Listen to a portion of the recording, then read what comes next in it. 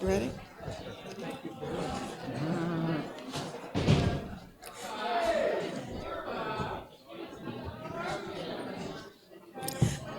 Welcome, ladies and gentlemen. Oh, that's loud. Yeah, well, it's 5 o'clock. Welcome and thank you all for coming. We really appreciate your time. I know at our age, time is one of our most precious commodities, right? So we're going to try to respect your time, limit the candidates' answers, answer all of your questions, and hopefully we can learn something this evening. My name is Susan Bridges, and I'm your moderator tonight. When you came in, hopefully you noticed that we have cards for you to write questions. Any questions that you have for the candidates, if you write them down on the cards, the worker bees will collect them and they'll bring them and we'll try to get them all addressed. Tonight's meeting is an open forum for all the candidates running in our Sunset Beach election. All of the candidates were invited. These are the candidates who chose to attend. I do want to spend a minute to go over the ballot. We did leave a ballot in each of your seats because the ballot is a little bit different this year. You'll notice the first item is the mayor, the race for mayor. There are 2 candidates running for mayor. Obviously, you can vote for one. And the very bottom part is a 2-year town council position because it was vacated. We're filling a 2-year position. The normal council is a 4-year position. So there is one 2-year position and 2 people are running for that position. Again, you can vote for one. Then the meat of the ballot is the 5 people who are running for the 3 4-year terms. So there's actually 3 parts of the ballot, and because it's a little different this year, we left a sample. If you have any questions about that, you can see us or the Board of Elections. And basically, of course, we want to know, what do you want to know? There is going to be a timer. The candidates are going to have 2 minutes, and our timekeeper over there, our sound guy, Alan, is going to monitor that for us. So we're going to start with giving the candidates each 2 minutes to introduce themselves, tell you their names if you don't know them, if they haven't knocked on your doors, and a little bit about themselves for 2 minutes for each candidate. Richard, maybe you can start down there on the far end. Thank you, Susan. Thanks, everybody. My name is Richard Geisinger. My family has lived property here since 1991. My wife and I bought our home here in 2015 and moved here permanently in 2020. The last 4 years, I've had the pleasure of serving on the planning board, and one of the accomplishments that we were able to achieve on the planning board that I'm proud of. Better? All right.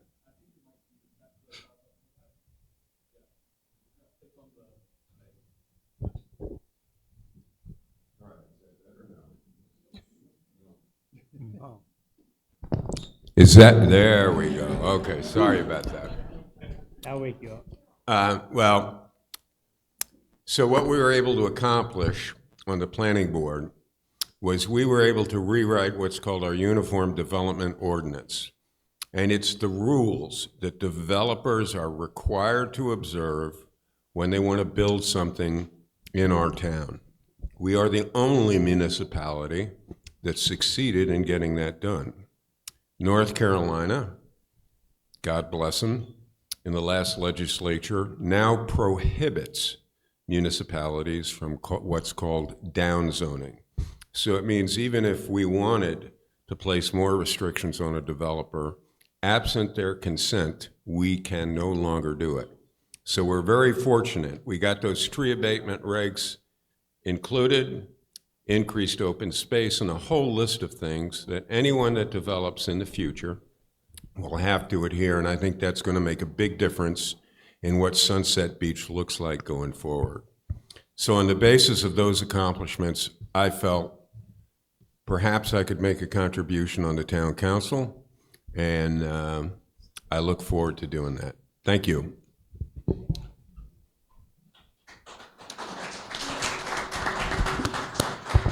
Nick? Is mine on? Oh, yeah. Nicholas Peters, newer to Sunset Beach, moved here or bought a lot here a little over a year ago. Lived here while my house was being built, live on the island. Had a few conversations with individuals in the council, our current mayor, and just asking normal questions. Didn't see a vision, didn't see answers, saw way too much finger pointing, which I'm not used to. I'm used to direct answers. And when I started digging a little bit more, I just didn't see the proper systems in place. Then dug even deeper, talked to our town administrators, talked to our town staff, our fire chief, police chief, started digging out a little bit more, and there was just even more and more finger pointing, more and more people blaming each other. Didn't see a path forward. Everything seemed very reactive versus proactive, which I'm not used to. I'm used to thinking 100 steps ahead and then mapping out the best way to get each one of those end goals and then figuring it out. And everything was reactive. And that's just not how I operate. So sat down with my wife. She made a funny comment. This is my third time retiring. And she said, "You can never sit still. You better think of doing something else with your life. Otherwise, you're going to open up another company," which I've opened up a few too many companies in my career. So I said, you know what? I'll give this a shot. So my background is real estate, anything in the real estate realm. So my company is, I own a real estate company. My wife owns design firms. I own construction firms. I assist with a lot of developers. I do a lot of investments. I know one rumor around Sunset is I want to open a company here. Zero desire to open a company here. I need a place where nobody knows me. If you go to Charlotte, everybody in Charlotte knows who I am, knows where we live, knows my kids, knows everything. I want a place where I'm not basically known, and I'm known on a very good thing, but I just wanted a place to truly retire and calm down. So none of my companies will be coming here at all. No desire of that. Okay, thank you. Hello, everyone. Thank you for being here. My name is Mike Hargraves. I am a town councilman. I've been a town councilman now for 4 years. Truly enjoyed the experience. It can certainly be a lot of work. It can certainly be a lot of time. My background, basically, I come from upstate New York. Started coming down here on vacations in 1997. My wife and I came down here full-time in 2012.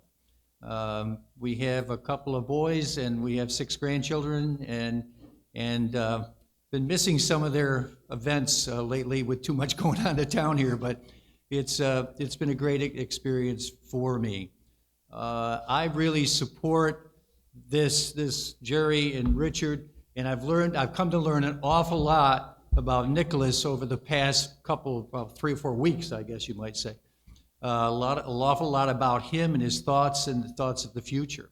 So an interesting, listen to him a little bit. You might like what you hear, and you might see a possible change as far as the mayor is concerned. That's all I can say. Jerry, here's the few. I always get stuck going last in life, but here it goes. By way of introduction, my name is Jerry Burns. I was born in Elizabeth, New Jersey, for all you New Jersey people here. I grew up outside of Philadelphia in a suburb. I'm one of 9 kids. I have 1 sister. I think you guys could do the math on that. I worked for General Motors for 23 years. It was all the moves I made. In 1990, I came to Sunset Beach because I was living in Charlotte. What a great town. So there, at 44, I decided to leave General Motors in a bonus level job to do something that I always wanted to do, was being an entrepreneur, be in the car business itself. So at 44, I made that quantum leap into doing that, which sometimes I shake my head, but I did it anyway. At 2015, I sold all the assets that I had and worked for a company at NFI doing logistics, running warehouses about 500,000 square feet, which was very challenging then because I didn't know the industry that well. But in 2018, I bought the house here in Sunset, and then 2020, I fully retired to Sunset. I got involved with the planning board in 21, and I think Richard's pointed out that we've worked together on all those items that he mentioned, so I won't go over them again. And then this past July, I was appointed to backfill a vacancy, knowing that I would have to be elected. So that's why I'm running for election this time around. Thank you. Thank you. Everyone kept it under 3 minutes. I'm pleased. Let's see if I know they've been threatened. Another thing I'd like to give you just a chance to do before we move to the questions, if you're still writing questions, feel free. We may have them covered, we may not. I've noticed that each one of you seems to have a slogan, maybe on your shirt or on your signs or something that's kind of your vision or your idea or why you're running or what your emphasis is. And I'd like you to take, again, just a few minutes, if you could, because we want to get to the questions, but to explain. And I'll start on this side this time. Jerry, your slogan is we heard from you, but your slogan is fiscally responsible. I think you spoke about that a little bit. Yes. Why was that such an important issue for you? At 44, I don't know how many people would leave a corporate job and just to do something that they believed in. So I got involved in a situation with a family that they lost their dealership through a fire. And I was approached by the dealer to see if I would leave General Motors to help him rebuild his business in a town called Westchester, Pennsylvania. I'll give you the Reader's Digest version. I'm watching the clock. But it was a challenge, and why I picked this slogan was that I walked into a situation where pension fund was underfunded. They were what they call out of trust with the bank. In other words, they were using the bank's money instead of paying off the cars. So that became very important to me, that where I had to quickly grow the revenue, the top revenue, and at the same time controlling expenses, which was a big undertaking at that time. Going forward, we needed to rebuild, so I had to figure out how to get to the bank and secure a $5 or $6 million loan.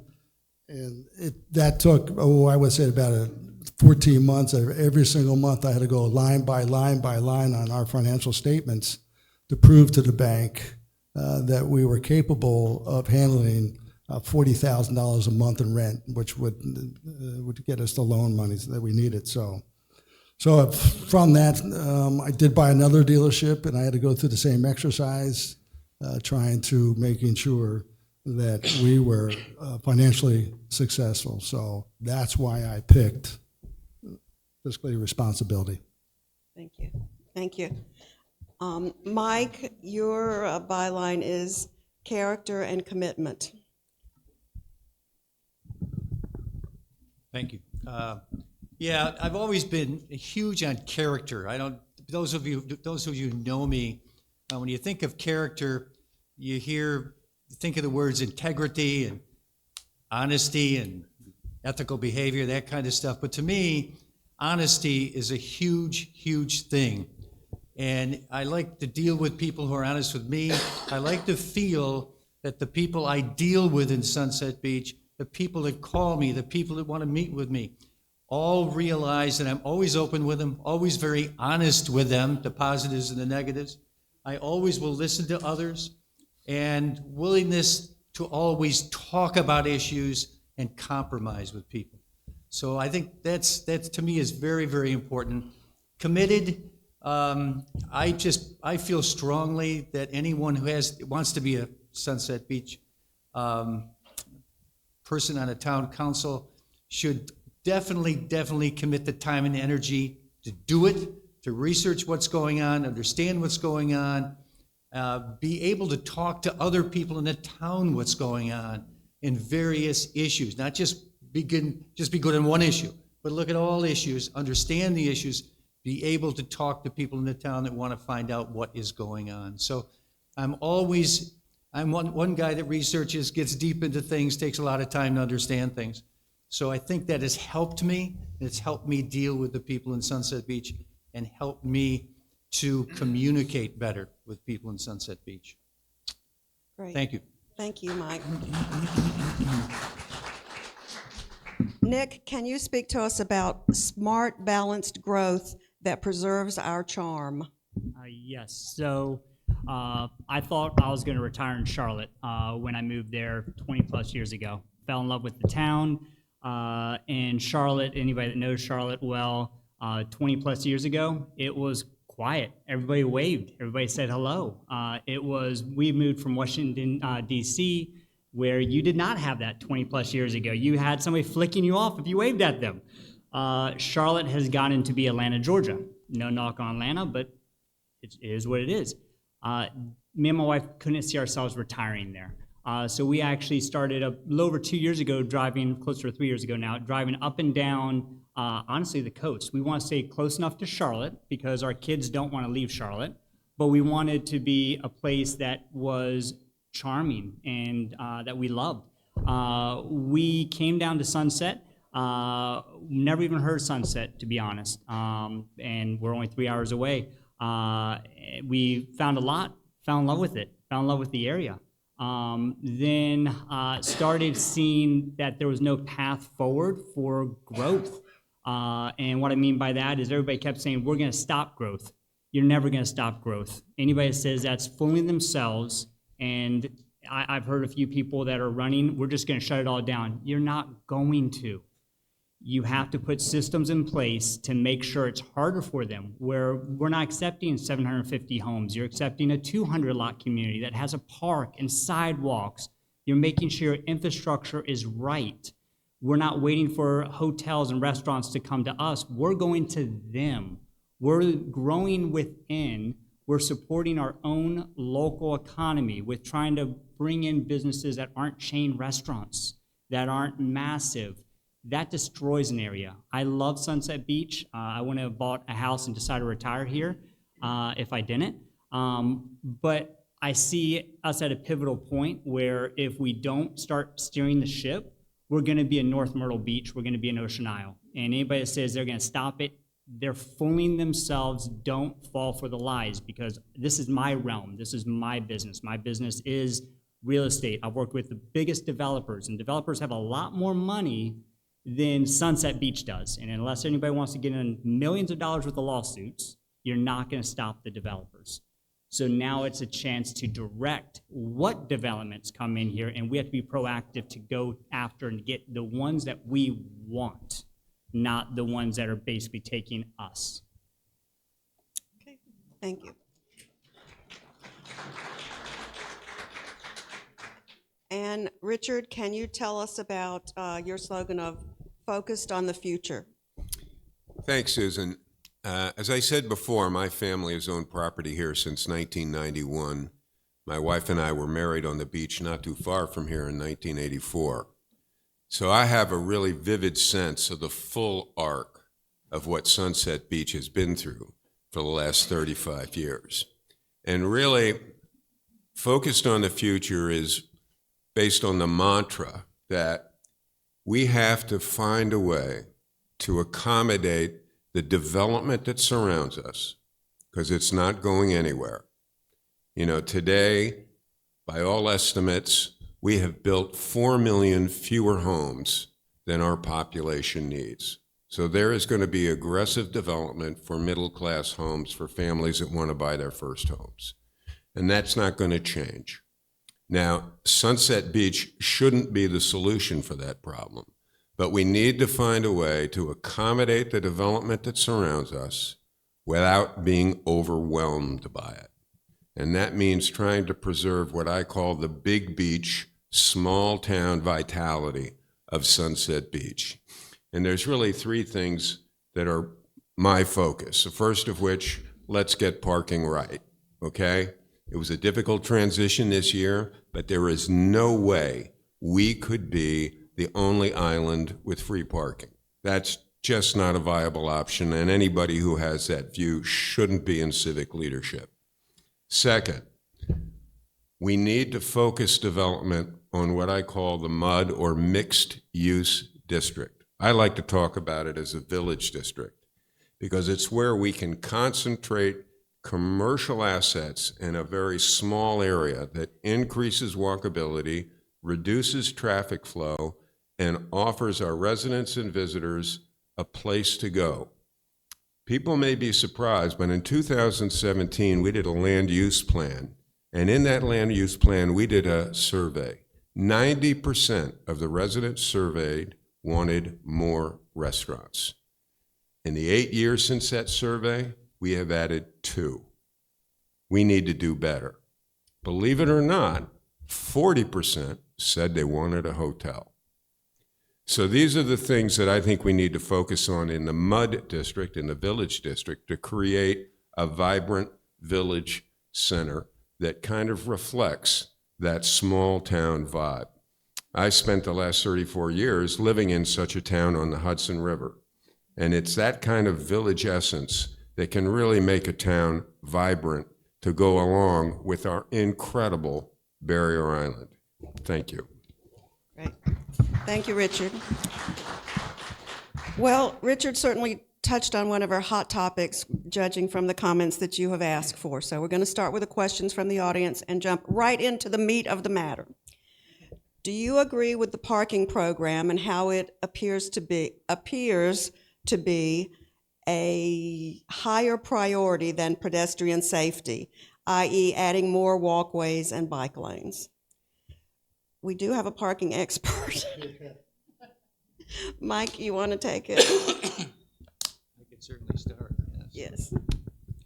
Yes. Yes, I have to talk just a second then about the parking plan. And most of you here know this, that this wasn't Mike Hargraves or the council even putting forth a parking plan and accepting it and moving forward without any input from citizens. We formed a committee, a parking committee, made up of 5 people from mainland, 5 people from the island, 2 business people from the island, and Charlie Nern and myself. And we spent 1 year studying parking on the island, debating parking on the island, arguing about parking on the island, and just trying to put together a plan that would not only designate parking and telling people where they can park, it also had a lot to do with safety, changing some of the ways that we found were very unsafe. For example, the old way of random parking, where people parked in people's private property. People parked wherever they wanted to. People blocked driveways. People blocked mailboxes. People blocked sight lines coming out of driveways. These were all main issues that people on the island let us know about. Now, the people on the mainland, they had issues too. It was just going over there and trying to find a place to park, find a place you could park and not say, am I going to get a ticket when I leave? And it was crucial for them to have sort of places marked out so they know where to park when they go over the island. So these were the issues that came about. And this committee came about and put together, I think, one heck of a plan, one great plan. It was accepted by council with some changes, but that's what we've been playing off of all along the way. Now, we also, at this time, hooked up with the North Carolina Department of Transportation, and you know we had a problem with Main Street. That came about 2.5 months after we approved the parking plan, but they have been wonderful to us. They have been giving. They have given us 2 engineers. Now we had 3 engineers putting together the parking plan at the end. But they were excellent with us. We put together the final part for now anyway, this parking on Main Street with the engineers from NCDOT. And we've been doing things over there that we've been doing for 40 years that they didn't even want us to do again. take the parking on the south side of Main Street, One of their engineers said to me, how long have you been parking on the south side of Main Street? That's the ocean side.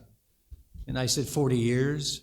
And he said, we shouldn't want you to park another year on that side of the street. You never should have parked in there to begin with.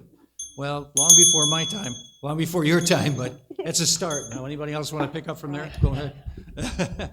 Because parking is complicated, and we could talk about it all night, God forbid.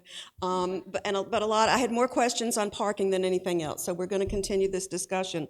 And I had another person's question. Basically, I think he did talk about the paper trail. I want to know how you arrived at the parking plan, which you did discuss. How about why was paid parking put in place? People are concerned about the impact for the residents of our town, and what is the future impact of this paid parking for us? Jerry, can you talk about that? Kathy and I live on Canal and Marlin Street, and I don't know if you're familiar with that area. We see the parking on 8th Street, 7th Street, 8th, 9th, and 10th, and we see it all day long. But even in light of that, we both fully support the paid parking process. If you recall, back in the 90s, and I think that Michael alluded to it, that 2 wheels on the street or 4 wheels on the street, no wheels on the grass. So this has given us a better direction to manage the parking.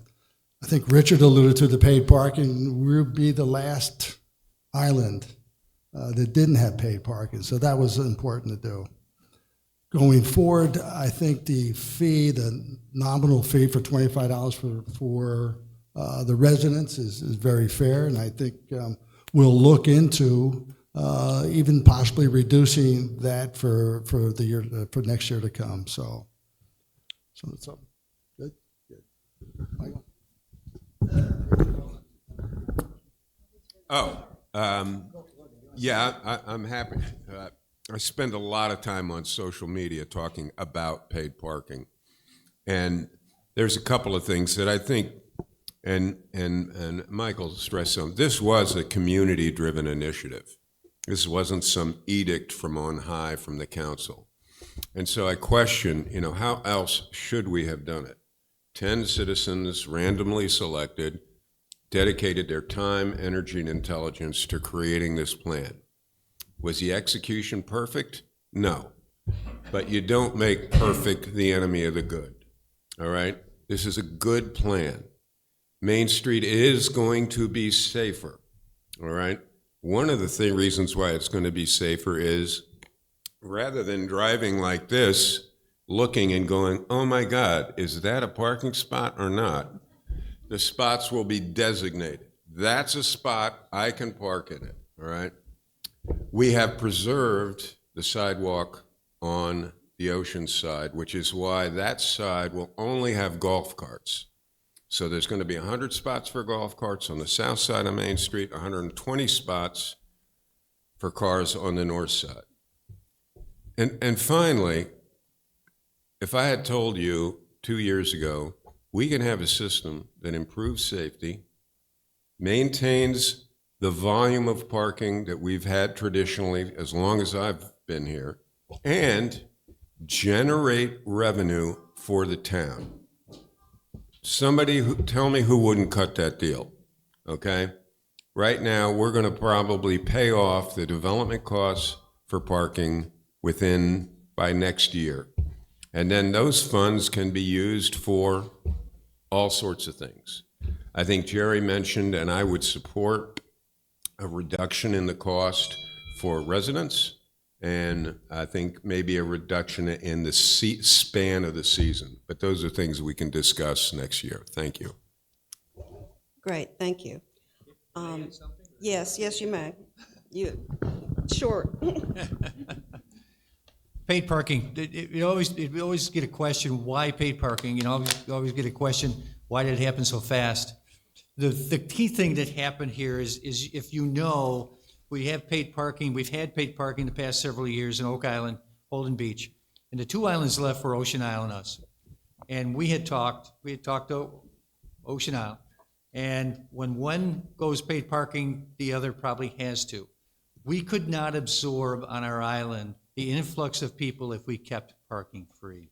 And if any of you live on the island, you pretty much know what we're talking about. It would have been unbelievable this year. And who knows what would have happened. I don't know. It would have been chaos, I think. So we did go to paid parking, and Ocean Isle went to paid parking. So we all have some paid parking now. And as Richard told you about how to spend that money, but that was very, very important. That decision, we just had to do it. We did it, and I think it was a good move. The parking committee, by the way, didn't want to tackle them both in the same year. Really didn't want to, but it worked that way, and that's the way we'd accepted it, and we're moving forward from there. Go ahead. That's fine. That's fine. It's good.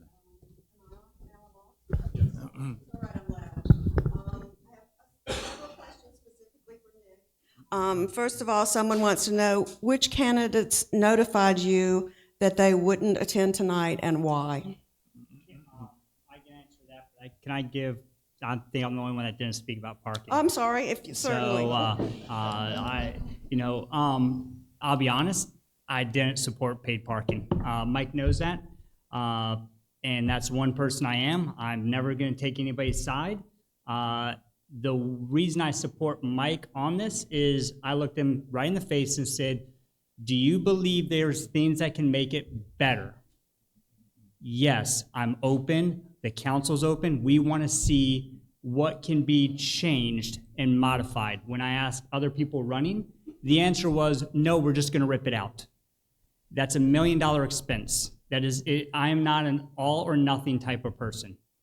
Think 100 steps ahead. If it's proper to pull it out, great, but we don't have the data to support that. So now we need to look at everything that it could do, positive and negative. We need to entertain it. We need to modify it. We need to keep modifying it. It's a brand new baby.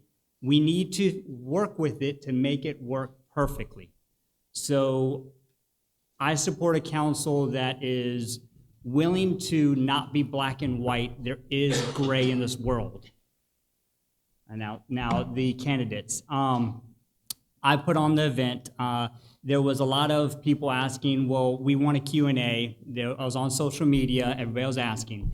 Nobody was stepping up. I said, fine, I'll pay for the Q&A session. I invited all the candidates on 9/13, 9/14, and 9/30. These three gentlemen here responded, said yes, they would like to participate. What would they have to spend? Nothing. The only person that spent anything on the event's me. Then one other candidate responded that the other side, which I'm learning there's two distinct sides. It's nobody's running independent, which the other side was going to do another event the same day, which means today, I don't know what that event is, but those four individuals said they did not want to appear. Okay. Yes, sure. This is the last one on parking. You're the boss. What Nick moderator. brought up was very important. I've learned a long time ago that when you put a plan in place, the plan is only as good as the first day it's in place. And from then on, there is always change probably necessary. There's always change you've got to look for and how to make that plan better. And I can tell you, in my desk at home, I have 3 pages of changes for next year based on talking to people on the island, the mainland, and our experiences. So we will always be open to improving that plan and always look at all kinds of ideas to improve that plan, guaranteed, in the future. Okay, thank you. And, Okay. Go ahead. yeah, one thing that these three gentlemen have learned about me, and hopefully everybody else will, and hopefully I have the opportunity, the other 4 people running, I'm the strongest one in the room. And I will speak up when I disagree. I will not sit there until after a council meeting is done to voice my opinion of what the council decided to do. No, I'm going to voice it right there in the council meeting because my job would be to protect Sunset Beach. The mayor, I've heard this comment way too many times, and it's got to stop being said. The mayor is a puppet, is a figurehead for our town. He has no voting rights. The mayor is the one leading this town. The mayor is the one going to meet with all other mayors, going to Brunswick County, trying to get the grants, meeting with the businesses. If any resident feels that way, you're mistaken.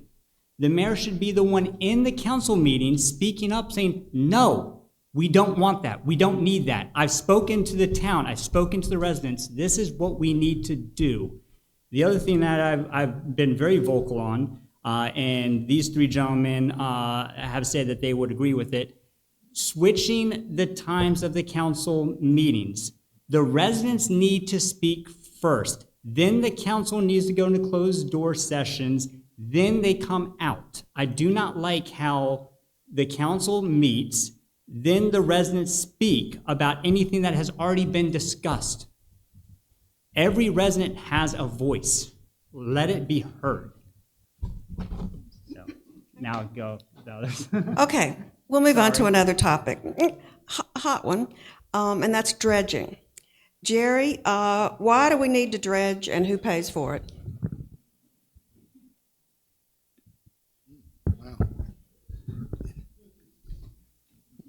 Why do we need to dredge? We have some very fine gentlemen in the room here who showed me the reason why we should, and to see how things are shifting and the sand is shifting. So in the with the dredging itself, it's imperative that we keep the channels clear and the waterways clear, so we do some, people who are enjoying the boating has a right to use their boats and go out. The dredging going forward is going to be developed by an outside consulting firm that is going to develop what they call district zones. So there could be 10 or 15 different districts, and they will determine the need for each of those districts moving forward. And hopefully then we can figure out what we need to do within the next 10 or 15 years with that. So. And who pays for it, Mike? I'm sorry? Yeah, I'm asking that now. Who pays for it? Maybe Mike? The paying part, it's going to be an assessment on the 320 homeowners that are contiguous with all the waterways, and that will be a portion of it. And then I think that Nick will do his very, very best to get suitable funding from the state, as well as maybe the Army Corps of Engineers. So that's who was going to be paid. This last time, I think it was 75% the town and 25% for the homeowners.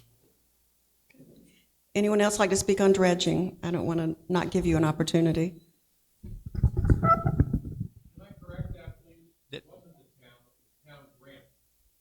Yeah, I was gonna say that. It was 75%, but that came from a state grant. It wasn't the town paying, it was a state grant. 25% from the town, and that 25% from the town comes from those people who have property along those dredging areas and connecting to those dredging areas. Another thing we want to really bring up here, this is important for our town. The town plans this. The town works with all the agencies to make this dredging project work. And it's very, very important that we do that. And there's one big reason for it, and it's a huge reason, in that property values in those dredged areas will stay up if we continue to allow or work with those areas in order to have dredging take place, in order to keep the channels open for boating.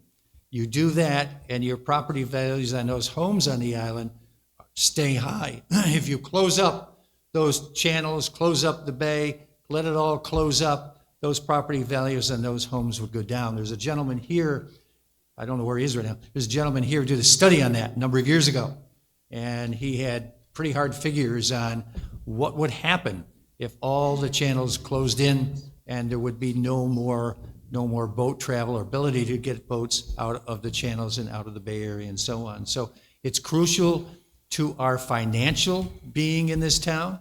But basically, it's the people who are on those channels, on the Bay Area, they pay for the 25% that it really becomes the town's responsibility. The town does all the planning, town works very hard with it, but that's the way it has to be, and that's the way it has been.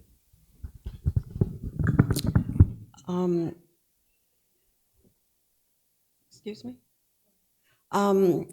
We have lots of questions on dredging, and you've kind of covered those. I just want to make sure we answer your specific questions, and we kind of have.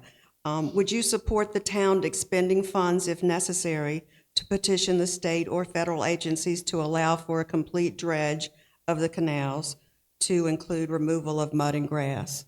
I think you've spoken to that on the subject of grants. And also, do you believe the town should be financially responsible to pay for navigational and dredging of the canals and down the waterways? Has that been answered to everyone's satisfaction? No, okay. Well, I think there was, and in full disclosure, I'm not a boater. I live on the mainland, so dredging's probably an issue. And dredging really became an issue in the town a little before I became engaged. But I think a lot of what we need to realize is this has been a 13-year process.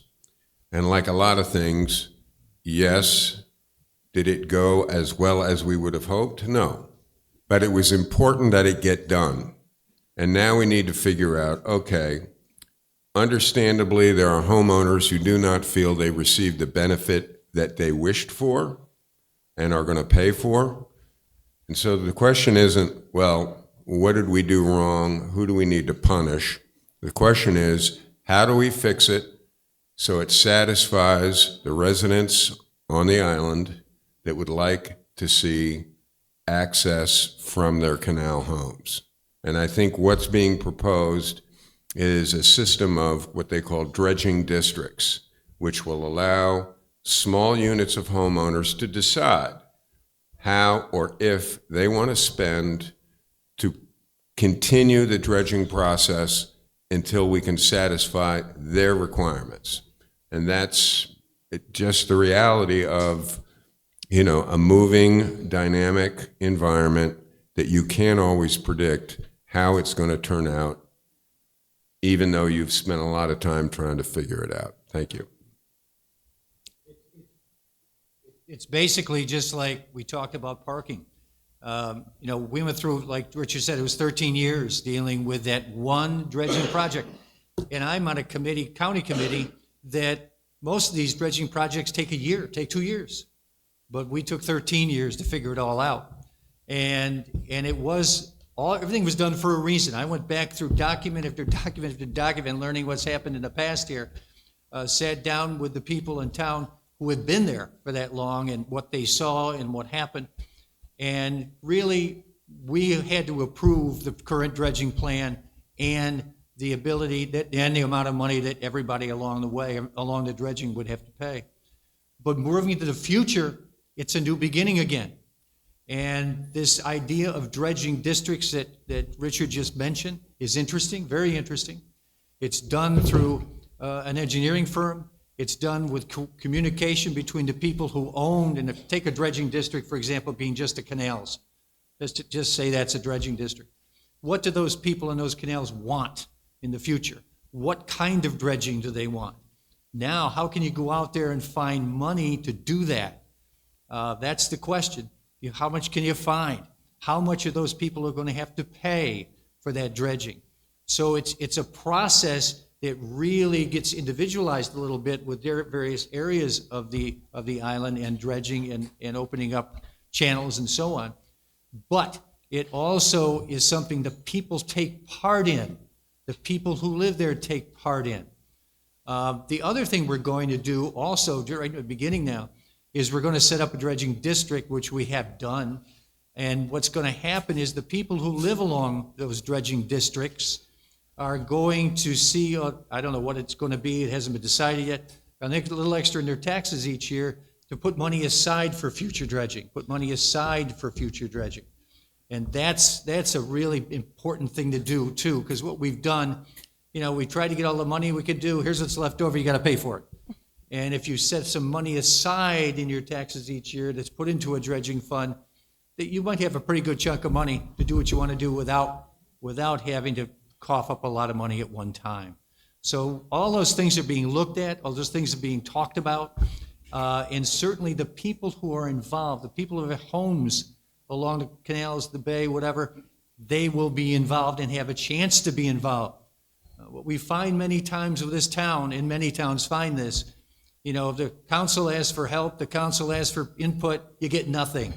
Then you make decisions, and all of a sudden, nobody likes the decisions you make.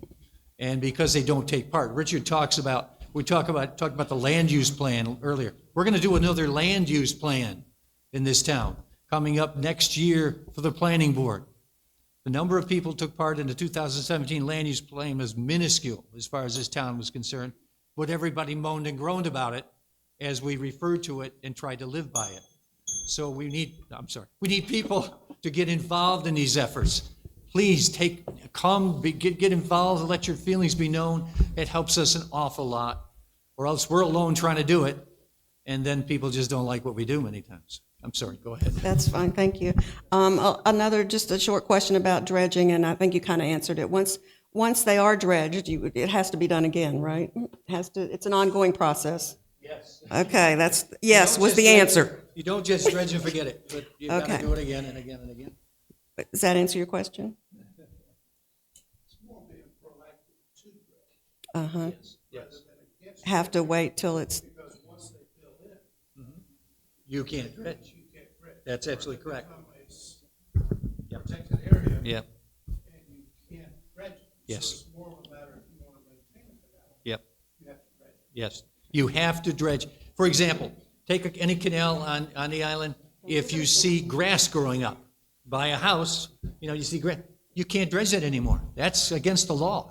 You can't do that anymore. where there's grass. And so you've got to maintain to keep that grass out of there so you can move on and open it up and keep it open. Yeah. Once it's closed, it's closed. Let's be honest. A lot of this is going back to being, again, proactive versus reactive. We have not had representatives go to the county and state level fighting for as many grants as we should be given. The loudest person in the room, the loudest town, usually gets the grants. When you're quiet and you sit by yourself, you can keep applying, but it is political. If you're in the news, if you're in the newspaper, if you're going to make the people up in Brunswick lives miserable, then guess what? They're just going to want you to shut up and go away. So we actually talk about it. We be proactive about it. We know what's going to happen, and we think outside the box. I'm not one for the full district thinking, but I am one for coming up with plans that we know what's coming. We always forecast it. We always plan ahead. We know they're going to fill back up. Let's just all be honest. So how do we stay in front of that? Has the issue of linear feet versus individual properties been resolved? That will be resolved in the future. That's two things that came up. This dredging was done on parcel, as we all know. And there's two ways of doing this. And that's up to now the people in the future to decide. And that's obviously the council will decide it, but the input from people will be the thing that's so important here. Yes. There was a lawsuit on the issue. There is a current lawsuit on the issue, yes, against the town. I have a related question.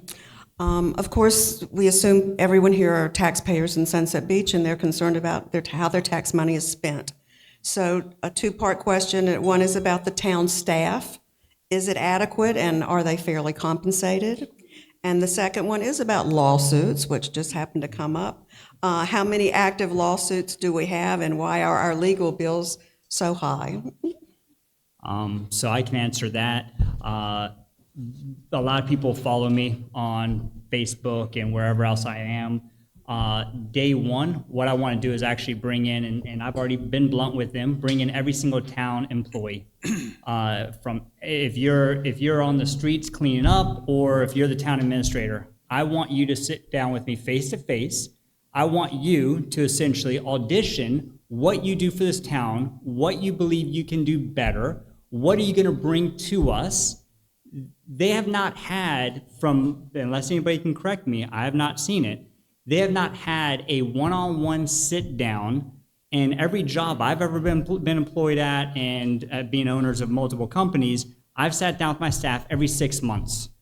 What are you doing wrong? What are you doing right? How can you get better at your job? We have not done that. So there is some staff that could get moving. They could exceed. I think that, truthfully, Lisa is a hot topic. I've sat down with her one-on-one. She needs a direction in some areas, but overall, I was actually impressed with her knowledge of the town. But I think she does need assistance. Okay. Anybody else want to talk on that?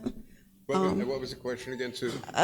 The town staff and also litigations.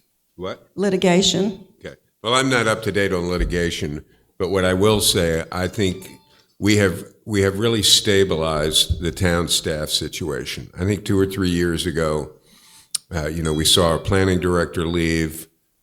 We saw another deputy clerk leave, and I think Lisa had a learning curve in terms of when she took over as town administrator.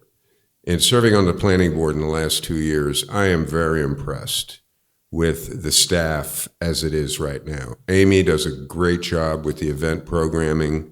We now have a human resource person, which is very important. My background is business development, and so I worked with startups and Fortune 500 companies. And what I can tell you about a startup is, in one company that I was with, we started out with $400,000 in the bank and 9 guys. We ended up as a $26 million company. Somewhere around $10 million, you can no longer manage a company with hail fellow, well met, and we'll all get to it when we can. You have to have human resources. Sunset Beach is now a $15 million company. And I think there has been a tradition of, we can all just figure this out as we go, but that's no longer the case. So I think the staffing levels are appropriate. I think we're in much better shape than we have been in the past, and I look forward to working with them if I'm elected. Great. This is kind of a follow-up question. Yeah. I'll let you talk. Okay. For Mike specifically, a question from the audience. Is it true, we heard, we hear a lot of things. We heard that you secured a grant in Raleigh. What was the grant for, and why did you secure it? Whose job? And Nick has certainly told us and can tell us a little more about whose job is it to facilitate grants. I did not facilitate the grant. All I did was, this was a grant for Majestic Oaks Park on the island. It's Majestic Oak Park on the island. And there's the North Carolina Parks and Recreation Committee each year comes up with a grant system where they come up with money that towns vie for. Towns put in plans, towns submit all kinds of ideas regarding plans.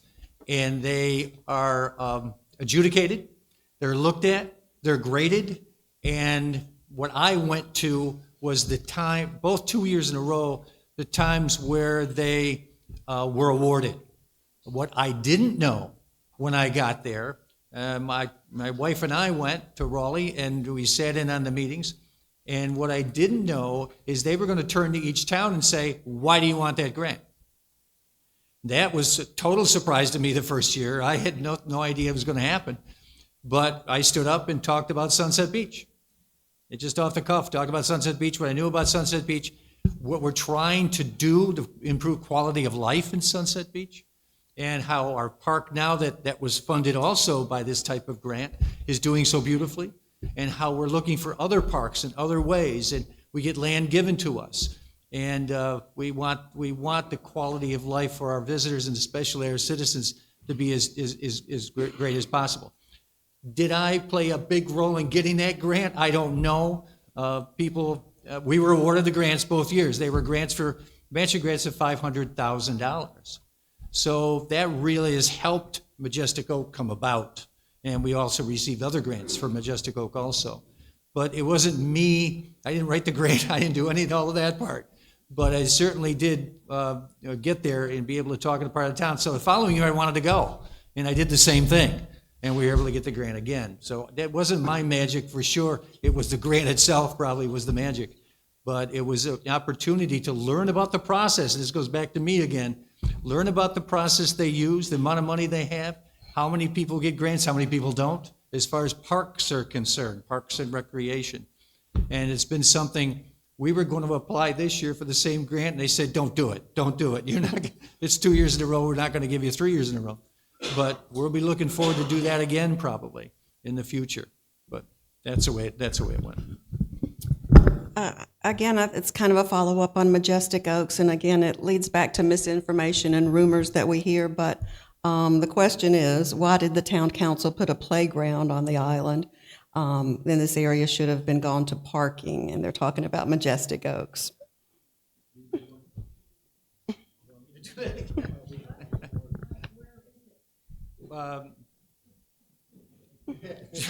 No, Majestic Hard Oaks to is, explain. It's off of Go ahead. North Shore Drive around, I guess would be 16th, 17th, or 18th Street.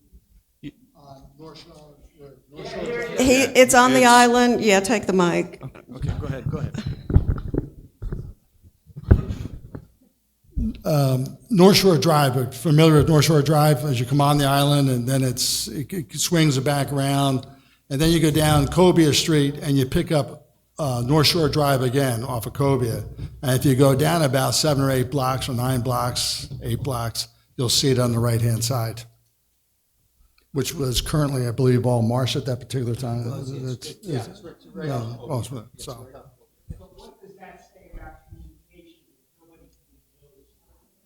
Well, What's happened to Majestic Oak Park? This was an opportunity by the town to pick up land. One of the families who own property on the island and other places came to the town. It was going to put up 20, 27, 28, 24 multi-million-dollar homes in that area, and said to us, "Look, I don't have to. I don't need all this money to do this, but I'll certainly take it. But how about, would you like to buy the piece of land?" And we talked about it, discussed it. This is where the grants idea came from that I just talked about. And we were able to get the grants. And it's going to be a more rustic park.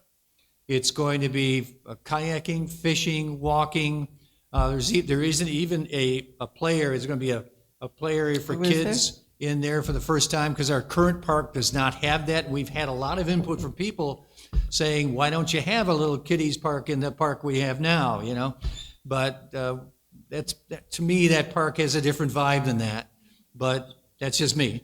And so there's going to be something there also for kids. And it's going to be a quieter area. We've just dealt with a bunch of our ladies really on the island who are going to do a lot of the landscaping there,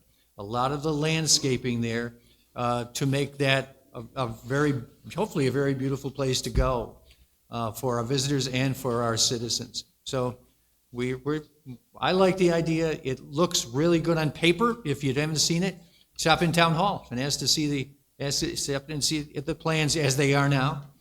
And we've got, and then it'll take a lot of work to construct this thing, but I think it'll be pretty nice. Okay, we're going to move on to a topic that I'm going to call town beautification. People have questions about how many residential lots are not built up at this time. Are there large land areas that could be built on? And what about cleaning up some of the unsightly properties that we see every day around Sunset Beach? Nick, you want to take that? Sure. So I don't know, I've been told by several that the residential land is pretty much developed upon or spoken for. Any of the parcels that are not purchased, or let me rephrase that, even if they're purchased, any of the land that has not started yet, I would like to sit down with everyone and get as strict as we possibly can. I do not support planned unit developments. Never have my whole entire career. I love trees. I'm a custom home builder for a reason. My team just did one today on a 10-acre, and we're taking down about 30 trees on a 10-acre parcel. You work your landscaping around the trees. You work your house around that. Planned unit developments are disgusting. There's no other way to say that. So I would like to strengthen that, make it as difficult for developers as possible to come in here and put planned unit developments in on any land that's available. So that's my thoughts on that. And going back to really quick, the attorney theme, because I didn't answer that. My personal experience, I had a question for our local building code officer, Carrie. Asked when I was building my house, he had a misinterpretation of a building code, a zoning code. That's my living. I know it better than he does. So we were constructive argument. Let's just leave it there. He wasn't seeing eye to eye with me. I then got a few people at higher up that essentially would say, no, Nick's interpreting it right. And then I got a call from Grady, which everybody knows, our town attorney, and said, now all communication needs to go through me. So I think that we're misusing our attorney drastically when a resident, which I was a resident at the time, still am, obviously, is then directed to an attorney that we're spending $500 an hour, $400, I don't know what we're spending for him, to answer a question that our town staff should have answered. I don't like that. And we did have a question that we kind of smoothed over about how many. Can I take a whack at You may, what but let we me just said? say, let me ask a question, and you're Well, then I you're wanna- gonna answer it, I want to take a whack at the question that was just asked. which was, The residential areas and the areas that have okay, been built up. go ahead. Okay.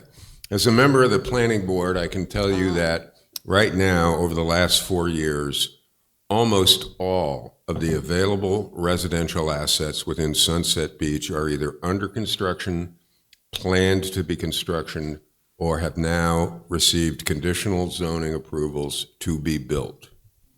That means includes Pelican Reserve, it includes Gull's Landing, it includes the buildings that we see along the sanctuary, it includes the Logan development in Angel Trace.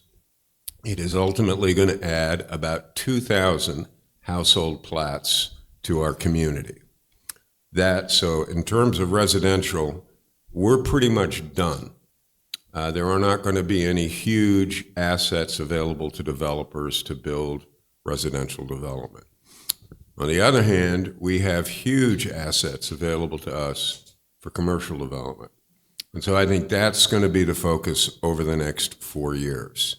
We did a good job of rewriting the UDO, which means that future development, unfortunately not development that was already approved, so places like the sanctuary can still clear cut. But for instance, Angel Trace is under the new UDO.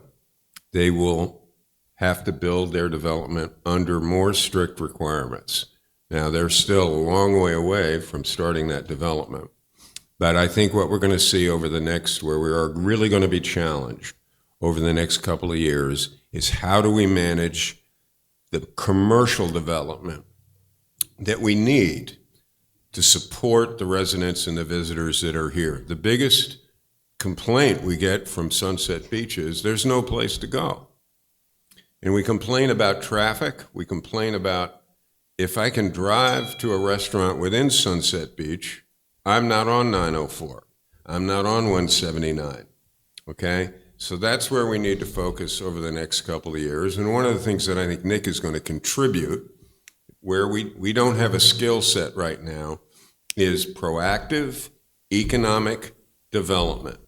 And last but not least, this has to do with the land use plan that is going to be part of 2026. And we really need the community to get involved in this, because the land use plan is a strategic overview of what the community wants. And it makes it possible to go to a developer and say, hey, this is an affluent community, and these are the things that they want. And guess what? You know how to build them. Come to us, and let's figure out how to make it happen. Thank you. Thank you, Richard. I'm going to come back to you with another 3 minutes on a similar question, but first, I want to clear up, because we kind of glossed over how many, and I'm going to have to come to you, Mike, because you're the sitting council person of experience. How many active lawsuits do we have, and why are our legal fees so high? They're talking about Grady. When I asked that question, and I asked this question to some people outside of Sunset Beach, some people who I go to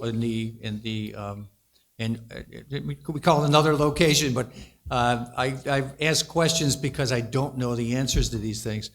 And basically what I was told is being a town today in North Carolina is having a government by lawyer. There is so much going on that requires legal assistance as we go. We don't want to make mistakes. We don't want to screw something up.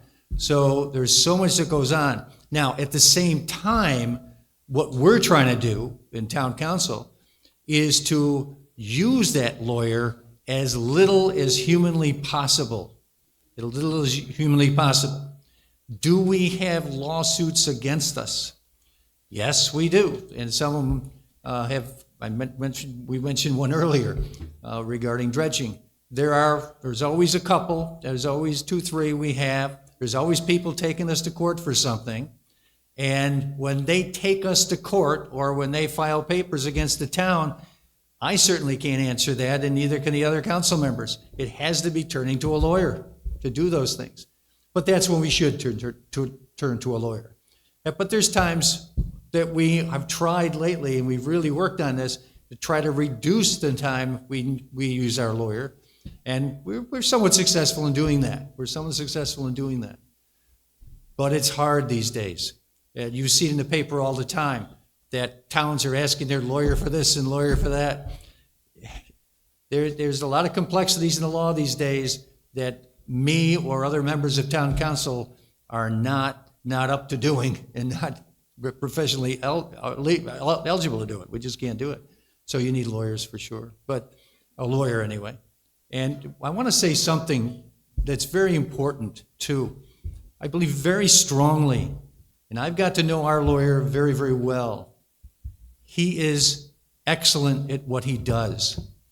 The key thing you want to have in any lawyer that you hire is somebody you trust, somebody you can listen to, and somebody who can steer you in a direction that's best for the town, not best for that lawyer, best for the town. And we have that lawyer, I think, right now. I've never met anyone, and I've dealt with a lot of lawyers in my career. My career was education, but I dealt with a lot of lawyers. And this person we have is, I have utter control. I have confidence in this person to take us in the right direction at all times when necessary. So I'll say that. Okay, thank you. I think from the standpoint of development, based on the things you said and the questions we have, there's basically 2 things. And one of them is developing our downtown district, our village district. So I'm going to come back to you, Richard, with questions from the audience, which were, why do we need/want a hotel? And examples of boutiques or businesses that you would encourage to come to Sunset Beach. I'm sure you're familiar with Ladies' Shoe Boutiques. Yes. Yes. Okay. Let's talk about the hotel.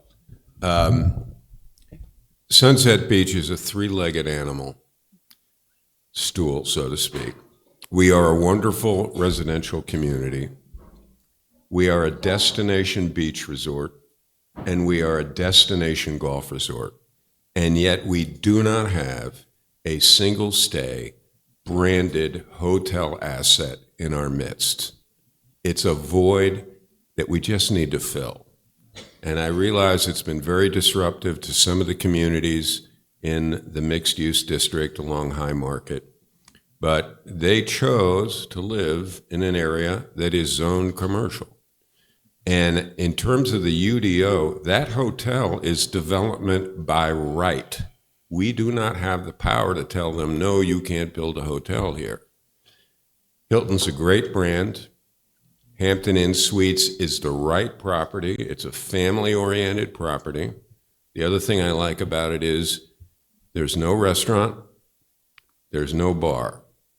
So the people that stay there are, if they want to eat or socialize, they're going to have to go to other businesses in that area, and that should promote businesses that are already in the village district. So that's why I think we need a hotel. I'll stand by that. I know there's a lot of people that don't think it's necessary. Well, why don't they put it on 17? Hey, if they want to put it on 17, I'm all for it. Hilton does a pretty good job of figuring out where they can make money when they build a hotel. So I am confident that it's going to be a valuable add to the neighborhood. And I think many of us have visitors that come from all over the place. And yes, I would love to host them in my house, but it would also be nice if they could stay in a hotel nearby.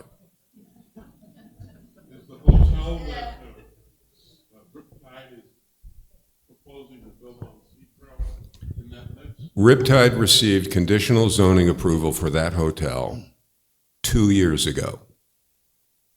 We still do not have a preliminary plat. I hope they build that hotel. I think in their communication to the planning board, that hotel was really to be more about the destination golf resort. And I think it would be a great addition to the community, but I think it's going to be a long time before they build that hotel. Yeah. What's the height restriction on the hotel? The height and I'm sorry to dominate this discussion, but the issue that we had with the height restriction was, and in full culpability, the planning board missed it. We said, yeah, you can build 4 stories and here's the height restriction, but we did not take into account that a 4-story hotel has to have mechanicals. And those mechanicals are better on the roof than on the ground.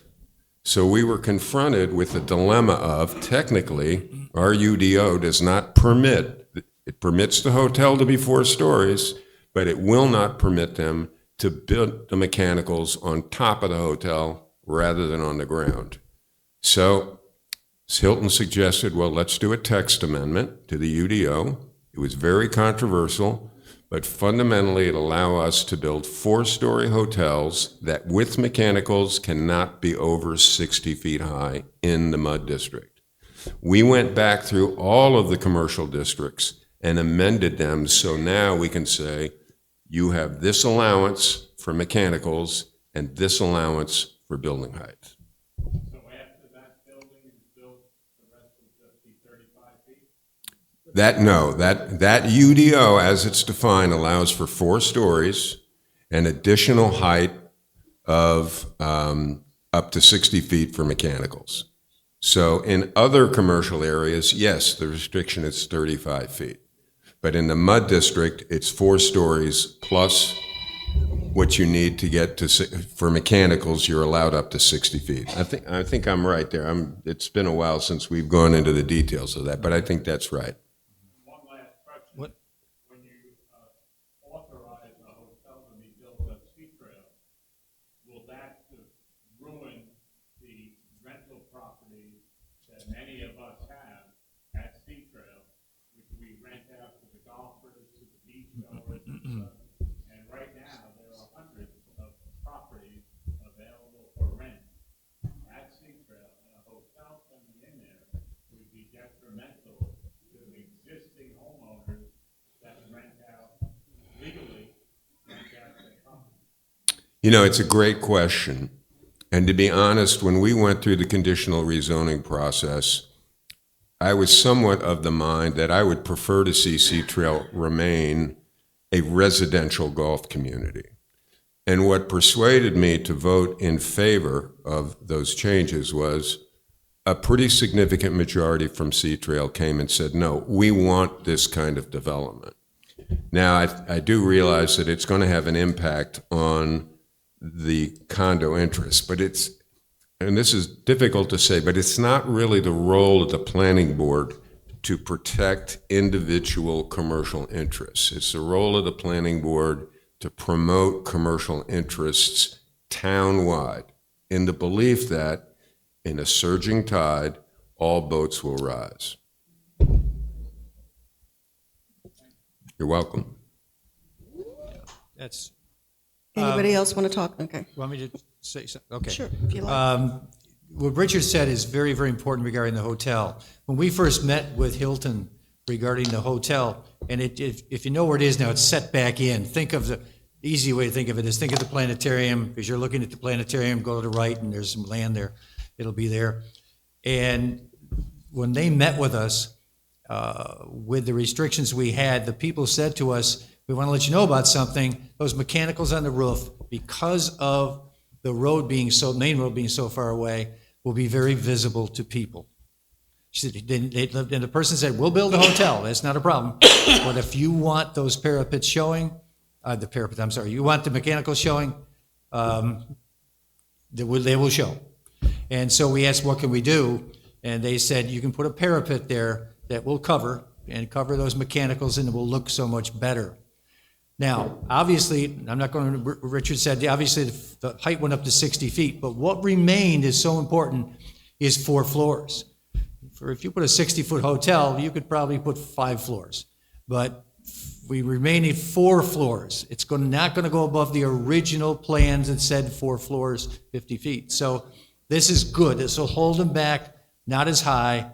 And if there are mechanicals, they can cover them. It's simple as that. And I do want to add one detail. The typical Hampton Inn Suites nationally is either 5 or 6 stories. There's a Hampton Inn Suites in New Jersey that's 11 stories.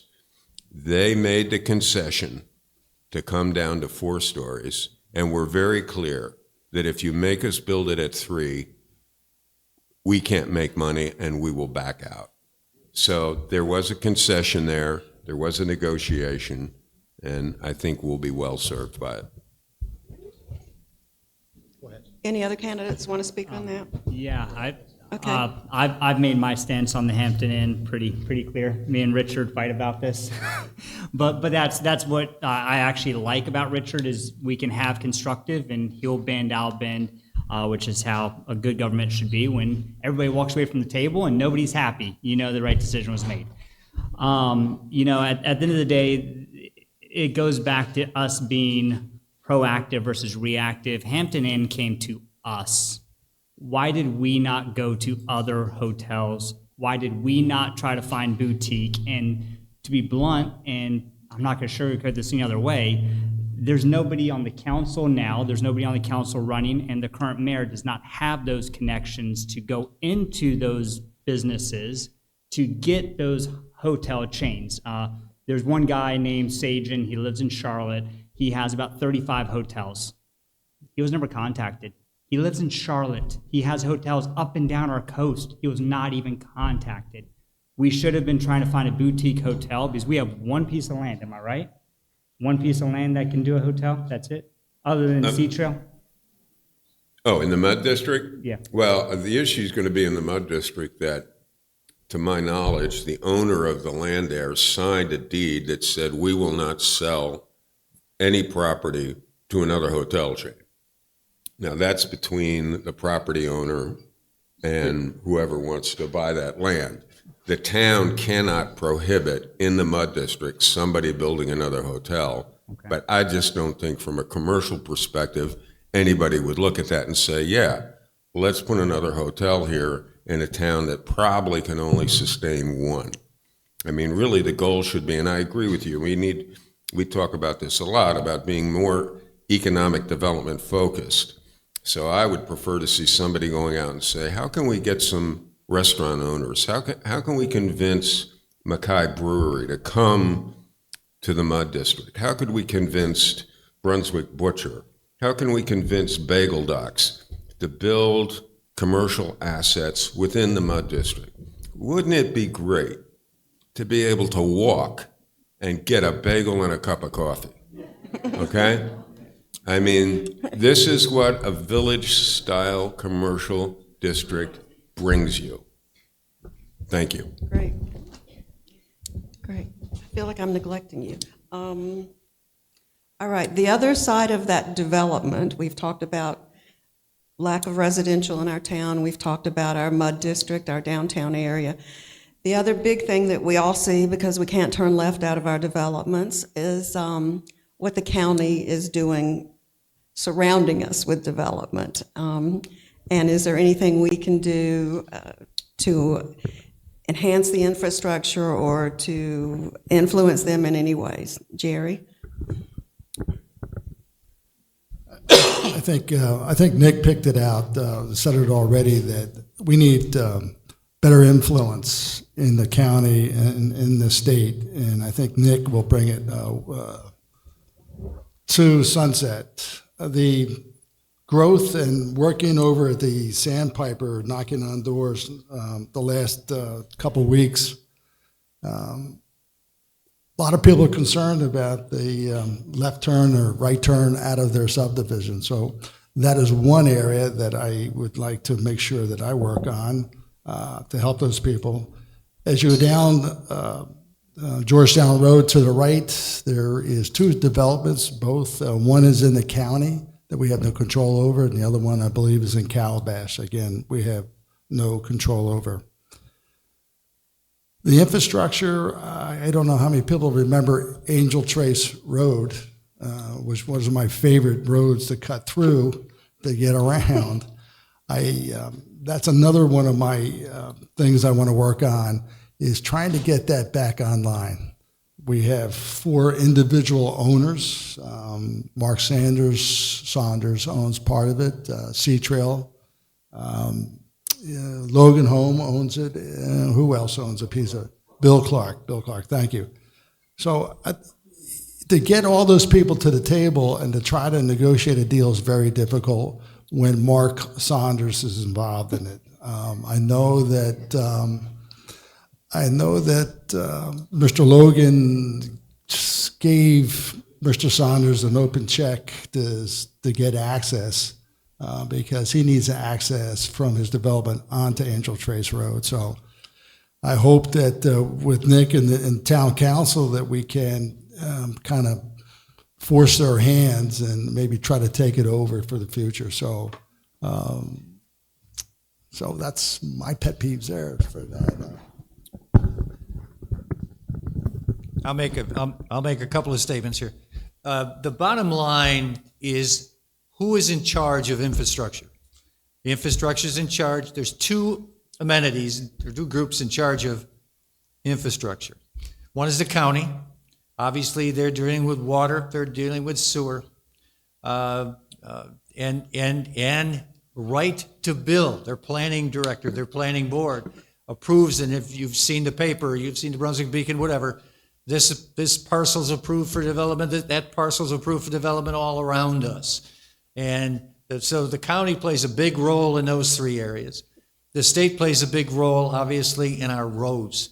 The road, we talk about parking in Main Street on the islands owned by the state. The road getting to that, Sunset Boulevard, owned by the state. The 179 and 904 owned by the state. When it comes to dealing with those 2 groups, the state for roads and the county, they don't come to us to ask our opinion or get our permission to do anything in Sunset Beach. They just approve.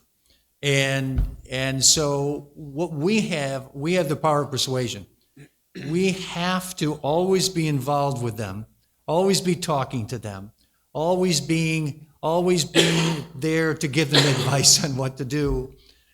You've probably just heard that, all our water, we have some of the worst water in the nation here. and what happened with the building of the reverse osmosis plant that the county was building, which would give us some of the best water in the nation and improve our water pressure also. They just fired the contractor. And so now they got to try to hire another contractor to go back, pick up that role, and finish the project. But that's not an easy thing to do.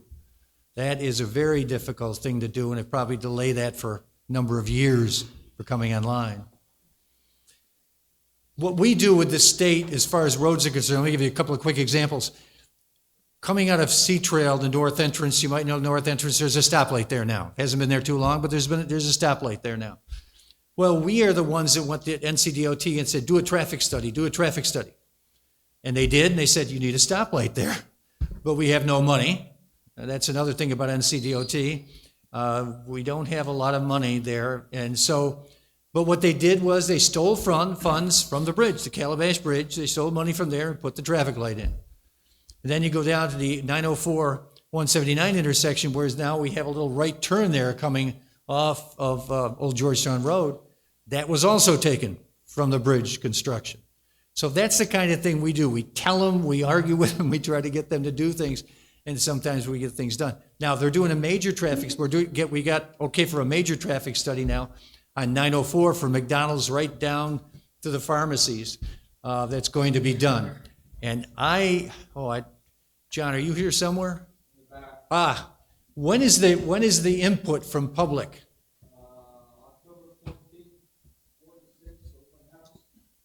Right here, October 14th, 4 to 6 p.m. It's your opportunity, because I've heard everybody complain about that road and the intersections along the way. How do I get out of the post office? How do I get, the 179, 904 intersection? Here's your opportunity to come here and talk to the powers that be about what improvements should be made to that road. And if we have 3 people show up, that doesn't help us at all. Let's tell you, let's put it that way. And they'll say, yeah, your people aren't interested. We should have a crowd here that night telling them that you've got to make improvements to that road, and here's what needs to be done. Come, show up, be here.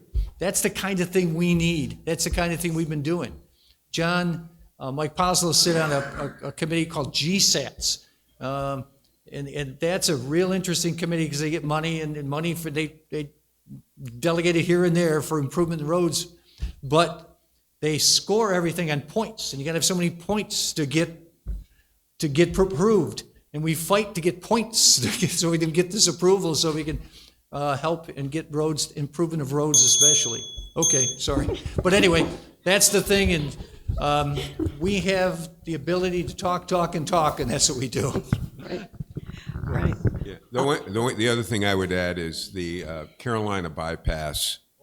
That meeting was canceled because of the concern about the weather on that date, which turned out to be not that bad. But that has now been rescheduled for October 23rd. I believe it starts at 5 o'clock in the Sea Trail Convention Center. And this is an area where North Carolina wants to cannibalize Route 17 and turn it into a highway. We really feel that that extension needs to be farther up rather than intersecting at 904 where the McDonald's is. Great, thank you. We're going to be winding down. We're not going to keep you that much longer, but a few more questions that people are interested in. We've heard a lot during this campaign season about transparency. Do you think we have transparency, and how can we improve it?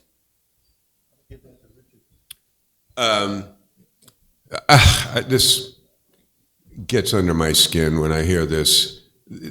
The planning board meetings and the town council meetings are broadcast live on YouTube.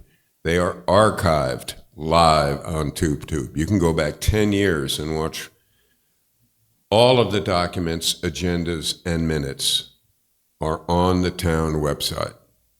So the information is available. I think the other thing about transparency is we talk a lot about transparency, about looking into what's going on. The other part of transparency is showing up and speaking clearly about what you want to do. And it's too bad that the other candidates didn't take this opportunity. It's one of their themes. Oh, let's be more transparent, more accountable. You want to be transparent? You want to be accountable? This is where you show up.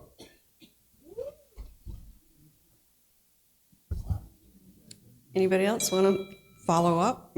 Yeah, on transparency, I think why a lot of people think that there's not transparency is there's nobody giving the information in an easy way. Yes, there's the YouTube. Okay, so even down to our businesses, obviously we have a new wine store that opened up. Find out that they have jazz night. Why is the town not communicating? I think that we need to do a better job as a town communicating with all of our residents. We're not Charlotte, we're not Atlanta. There's 4,000 of us. It's pretty easy to communicate. There's no town letter that goes out that just communicates with everybody of what's going on. With John made a perfect point at the council meeting last night that there's so many posts going around about so much information, but we're not promoting our own businesses within. We're not doing a good job promoting our town, and that's not the council's job. Bluntly, that's the mayor's job. The mayor is supposed to be talking to the administration, putting the proper staff in place to keep us all communicated together. We are all kind of floating around, and I think I can say that as being the newest one, where it's hard to learn anything that's going on here. And it is. I don't know anything going on whatsoever. And I have to dig to find stuff out. That's bad. 100%. Correct. Correct. A town newsletter that gets 100%. emailed out to everybody that gets registered. 100%. We need to get our community running as one. It's not hard. There's 4,000 of us. It's not hard. We have, I think you've noticed this a little bit. We put out an email blast, and that email blast in the past was mostly about weather. Remember that we have an email blast that goes out.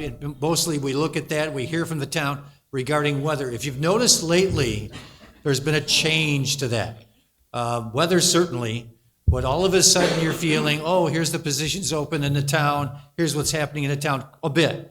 We're moving in that direction. We've had great comments regarding that, positive comments regarding that. The word seems to be getting out on things a little bit better. So, we can build on that for sure. Because we have of our 4,000 residents, we have way over 2,000 that are set up to do that. And all you have to do is go on the website and sign up to get the blasts. And we're trying to do more of that. So, What percentage of the people who live in Sunset Beach come from other places? Almost all of a them. huge majority. Almost all of us. Believe me. There's the problem. I'm going to say it outright. There are people that have been here forever, and they consider this their home. And they consider people like me, who came from Northern Virginia, I should go home. Well, I don't have a home because he was in the Navy. So you're dealing with two types of population, and neither one's needs are being met. Communication is vital. And Brunswick Beacon is strictly a small town Correct. paper. Kudos to everybody that's given bucks to whoever institution. Correct. And that's where it stands right now. Not everybody is internet efficiency. Yeah, the business IT. Yeah. Her concern is that we are a melting pot of people from all over the country, and there's a small contingent of natives, and we don't seem to talk to each other or work or play together well, and we need more communication. So the newsletter that they're talking about is one thing. Not everybody, her point, not everyone is internet savvy. Not everybody's going to go on the town website and look at it. Not everybody's going to get that blast. And so a newsletter, which was brought up, that's a great action point. The Brunswick Beacon is kind of all we have. And I have to say, given the resources that they have, they cover us pretty well. They had a representative here tonight. Yes, sir. Just a second, sir. I'm signed up for that blast, my wife gets it, I don't, I have no idea. You've made reference several times to surveys, and the citizens want this, and the citizens want that. We've had a house here for over 30 years, and we've actually lived here for the last 13, and nobody has ever asked me whether I wanted this or whether I wanted it. We'll make sure that you're on the next survey, sir. That survey was done in 2017. There were 900 respondents. It's enough of a sample that I think it can be said to be statistically valid. But you're right. And this speaks to the land use plan, okay? The Planning Commission that I served on with Jerry made a specific point that we needed to redo the land use plan. The land use plan that's in effect right now is from 2017, okay? And the land use plan then, and I quote, citizen involvement was sparse. And so we created a land use plan that frankly, I don't think totally reflected the community's values and the community's wishes. In 2026, we want this to be a community-driven document that states clearly what the strategic overview of what Sunset Beach wants to be next. And I encourage you to be part of that. I encourage everybody in the room to be part of it. And hopefully on the next survey, we'll get your opinions in.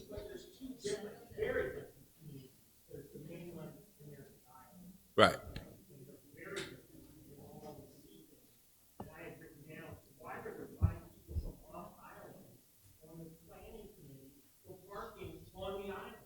Because the people on the mainland pay taxes too. And we are here because we would like to take part in the beautiful barrier island where all those other people live.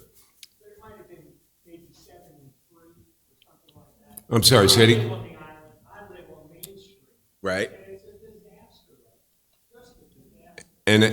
And unfortunately, this was because NCDOT changed their requirements at the last minute. We don't have any problem with parking on Main Street, we don't think there should be paid parking, period. But we don't have any problem with people parking on Main Street. Are you gonna charge golf cart fees for these people who are gonna park on the other side? Yes. I can't have a guest in my house, because I have no parking. So you should buy, and one of the things that I, Should I buy when I can't even have you come to my house for lunch if you don't have parking? first off, first, you know, it's an interesting idea. It's something that we should consider next year. But it shouldn't be attached to a car, it should be attached. That's the only way. That's the only way the app can work. That's the Sir? limitation of the technology. Sir, just come up and see me afterwards. Yeah. Yeah. Yeah. An interesting, because we're talking about communication, because we all want to know more, I did have an interesting question. Why are some, and there's been a lot of good questions brought up, a lot of interesting issues that everybody feels strongly about. Why aren't some of these issues placed on a ballot as a referendum rather than just saying a bunch of residents said they wanted this?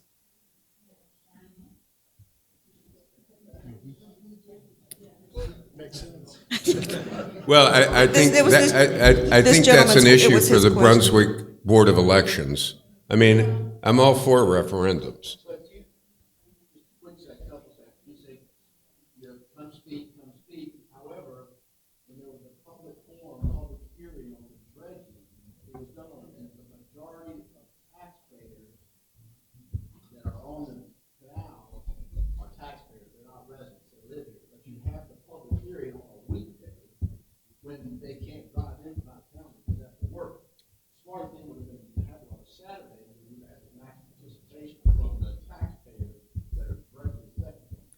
That's a fair point. Why didn't you tell them that? Now they know. We're approaching 2 hours, and that's about our seating limit at our age. I would like to, there are a couple of single issue questions people have, who it's certain communities, certain neighborhoods that have single issues. I ask you to please stay at the end of the meeting and talk to people individually if they haven't covered it here. We want to thank you for coming. Remember to vote. Your vote does count. It's very important. Some council elections in this town have been won or lost by literally one vote. That's how small. Last 2 years ago, when we had the council election, 24% of you voted, of our population voted. If you don't vote, you shouldn't bitch.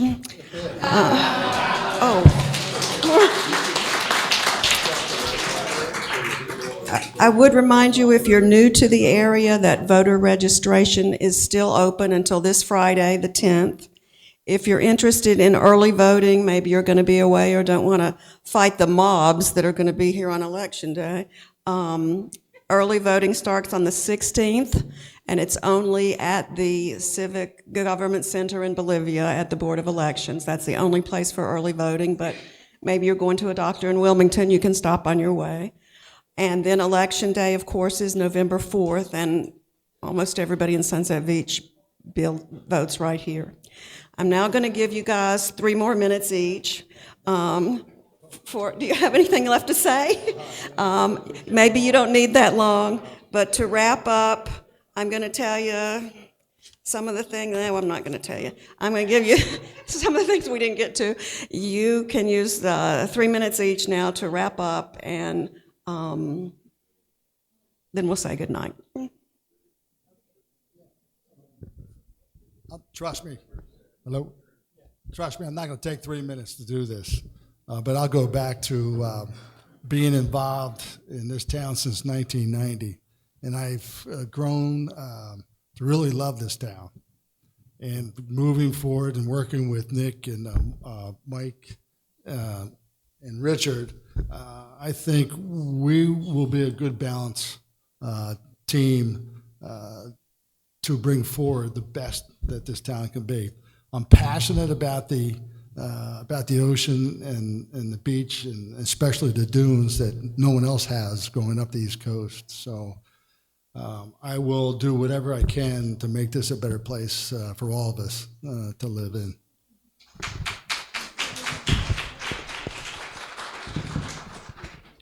I would certainly echo what Jerry said. That to be a town councilman, you have, as you understand and you see as we go through these things, it's not an easy job for sure.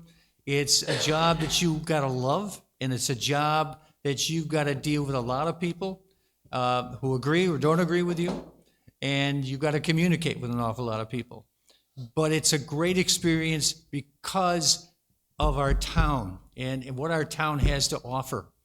I said at the council meeting on Monday night, at the end of Sunset at Sunset, I was helping clean up. And I was helping some people clean up that have never been here before, that had a booth.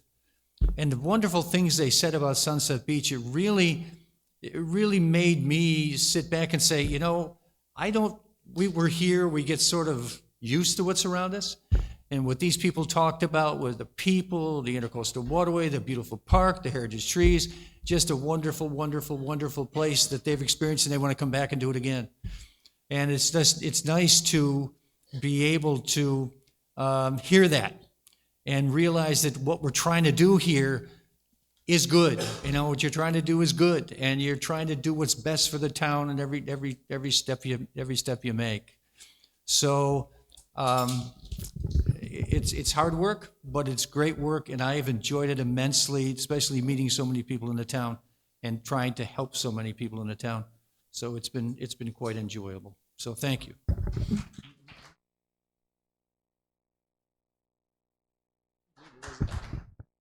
So thanks for everybody for your time tonight, hearing. My personal cell phone's out there, so please call me, text me, ask me anything. As you can hear and see, I don't agree with all of my council members up here, but I support them. And the reason behind that is they've been at all of the meetings. They've opened themselves up to me. I've had a lot of questions asked, why don't I support some of the other council members? I'll be as blunt as possible. The biggest slap in the face before I met these three individuals, the town administrator put on a head meeting with all head offices, your fire chief, your police chief, your town administrator, and they invited all candidates, and that includes the current council members rerunning. That included Mayor Phillips.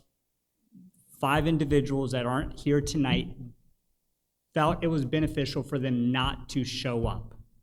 That is our staff of our town. And if you go talk to your police chief, your fire chief, ask them if they were offended.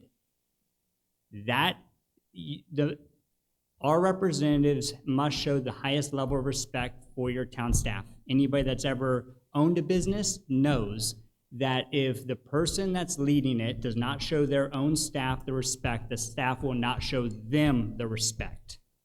So I hate to plug that, but it's my feelings, and one thing everybody will learn about me is I'm as transparent as you get, and I'm as vocal as you get, and anybody that knows me will learn that pretty quick. And please do research on me. You're not gonna find much on Sunset, but what you are gonna find is me and my wife have owned a lot of companies, and you know how many complaints we have? 0. We do what we say we're gonna do. We do it right. I think I'm the only candidate I've ever seen that actually hired a third-party private investigating firm of them, their kids, their spouse, and everything about me is online. Learn everything about me. I don't care.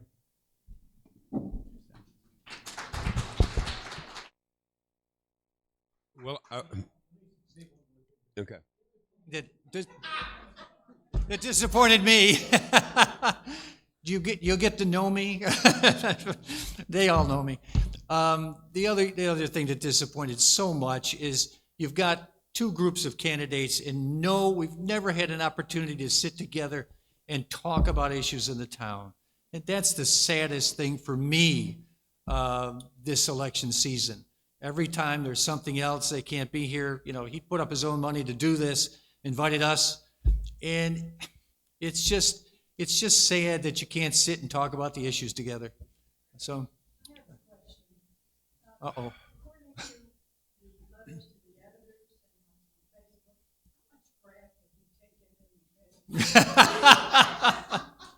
Seriously, how much money? You got to know this young lady here to appreciate her, by the way. You've got to know her. She said that with a perfect straight face. Graft. Oh, my gosh. Well, thanks for asking that question. They say brevity is the soul of virtue, which isn't my strong suit, as my colleagues will attest. So I'm going to try and keep this short. This is a great place to live, and it has a great history, and I think it has a great future. It's not going to be easy. We're going to have to make some difficult choices. There are going to be times when the civic leaders in front of you are going to have to do things that may not be immediately popular. But if we don't do them, somebody else is going to do it for us. And trust me, they are not going to make decisions in our best interests in the way that we can. So thank you for coming. I look forward to speaking to any of you individually, and it's been a great night. John, go ahead. John, let's do one. I would like to step in just one comment here. I'm stepping down after 9 years in the council, serving this community. It's been great. With this slate of candidates, I'm comfortable stepping down. With the other slate, I fear that I'm really letting the town down by leaving. Vote for these guys, support these guys, help these guys do the job. Thank you, John.